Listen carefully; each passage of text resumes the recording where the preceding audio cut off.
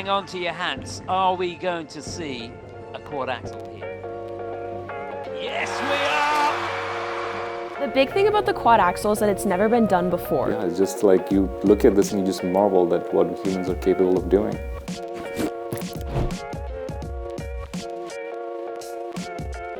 As for dizziness, it's one of those things just over time you kind of develop a sense of where you are in space when you're doing that spin. There's no exact trick, there's no particular key, there's nothing that skaters really do to get that perfected. It's just a matter of repetition. But one of the most important senses is actually these hair cells which are in the inner ear, which are moved around by a fluid which give us a sense of how fast or slow we're actually spinning. So when we stop spinning, vision and the pressure receptors in the feet, they immediately start to convey to us that we're not spinning anymore. But because of inertia, the fluid in the inner ears, that continues to slosh on the hair cells and it creates a sensory signal which tells us that we're still spinning. And those of us who are very well trained like Angela, what they do is they learn to modulate activity in a part of the brain called the cerebellum, which immediately resolves that conflicting sensory signal and prevents them from feeling dizzy. What figure skaters learn to do is suppress some of the most fundamental protective reflexes we have in our body. Anything that involves balance control,